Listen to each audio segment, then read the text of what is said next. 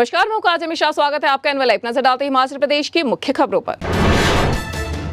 हिमाचल प्रदेश में लगेंगे 40 और नए उद्योग। कई बड़े औद्योगिक समूहों ने बद्दी, बोटीवाला, नालागढ़ औद्योगिक क्षेत्र में उद्योग स्थापित करने की जताई इच्छा। उद्योग विभाग को मिले 200 करोड़ से ज्यादा निवेश के 40 औद्योगिक प्रस्ताव। इनके धरातल पर उतरने से करीब 1,500 लोगों को मिलेगा प्रत्यक्ष रोजगार। उद्योग महकमा इन प्रस्तावों को स्वीकृति के लिए सिंगल विंडो क्लियरेंस समिति की बैठक में लाने की कर रहे तैयारी। हिमाचल कांग्रेस अध्यक्ष प्रतिभा सिंह ने दिया बयान कि पूरा देश आतंकवाद के खिलाफ सरकार के है साथ। उन्होंने पाकिस्तान के खिलाफ इस लड़ाई में किसी बाहरी दबाव में न आने की कही बात। प्रतिभा सिंह ने संसद का विशेष सत्र बुलाकर संघर्ष विराम की जानकारी देने की मांग। उन्होंने पहलगाम में निर्दोष लोगों की हत्या का बदला लेने की भी कही बात।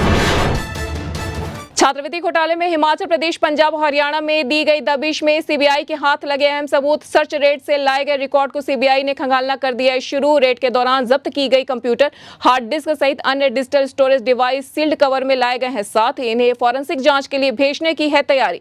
रेड में मिले सबूतों के आधार पर कुछ गिरफ्तारियां होने की है संभावना।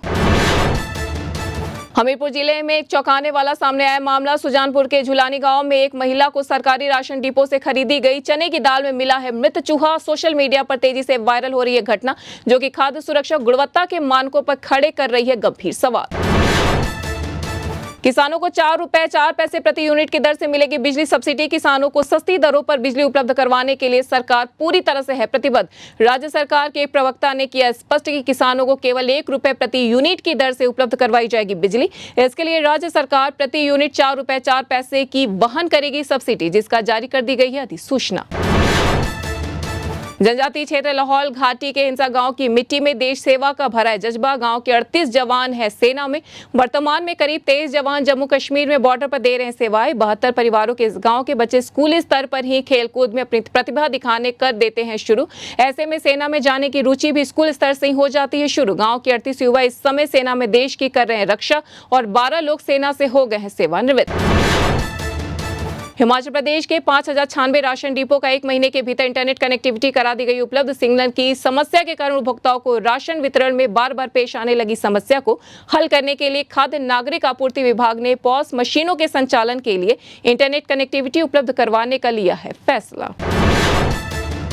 हिमाचल प्रदेश में तनाव कम होने के बाद हवाई उड़ानें फिर से हो गई हैं शुरू। शिमला, कुल्लू और कांगड़ा के हवाई अड्डों को दिया गया खोल और मंगलवार से नियमित उड़ानें हो गई शुरू। दिल्ली, अमृतसर, देहरादून, चंडीगढ़ के लिए उपलब्ध हो गई हैं हवाई सेवाएं। HRTC ने अमृतसर, पठानकोट और जम्मू के लिए बस सेवा भी कर दी है बहाल। हालांकि रात्रि सेवा में यात्रियों की है कमी। शिमला कालका रेलवे ट्रैक पर 18 से 20 मई तक टॉय ट्रेन सेवा हो सकती है बाधित। समरहिल में शिव मंदिर के पास पुल की मरम्मत के कारण लिया जा सकता है यह निर्णय।